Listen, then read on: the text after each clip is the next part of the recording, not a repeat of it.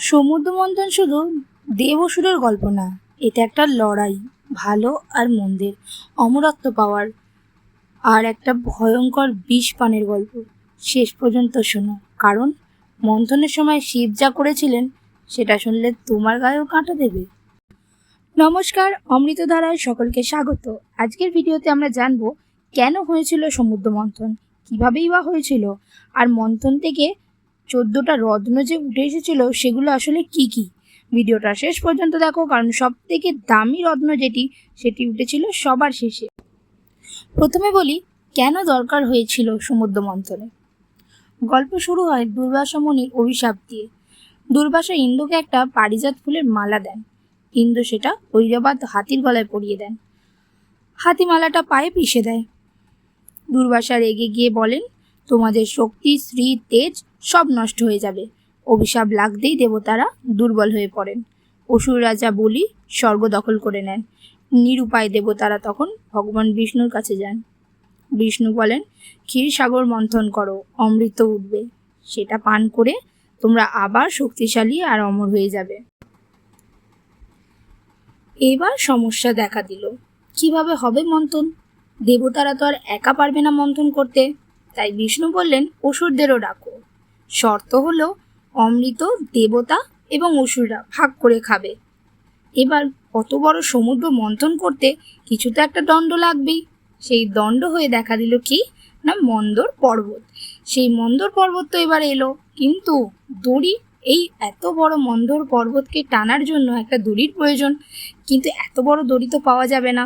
তাই দড়ি হয়ে এগিয়ে এলো স্বয়ং বাসুকী নাগ। দেবতারা ধরলেন বাসুকীর লেজ আর অসুররা ধরলেন মাথা আর টানাটানি শুরু করলো। দেবতারা বাসুকীর লেজ ধরে টানতে রইল এবং অসুররা মাথা ধরে টানতে রইল। এই টানাটানির নামই হলো মন্থন। এবার বলি মন্থন থেকে কি কি উঠল। মন্থন করতে সবার আগে উঠল ভয়ঙ্কর হলাহল বিষ। এই বিষের তাপে দেব অসুর সব জ্বলে যাওয়ার অবস্থা। পৃথিবী ছেয়ে গেল কালো অন্ধকারে, জীবকুল ধ্বংসের পথে। তখন এগিয়ে এলেন শিব। দেবতাদের বাঁচাতে তিনি পুরো বিষটা পান করে ফেললেন। পার্বতীর সঙ্গে সঙ্গে শিবের গলা চেপে ধরলেন যাতে বিষ নিচে না নামে। তাই শিবের গলা হয়ে গেল নীলবর্ণ।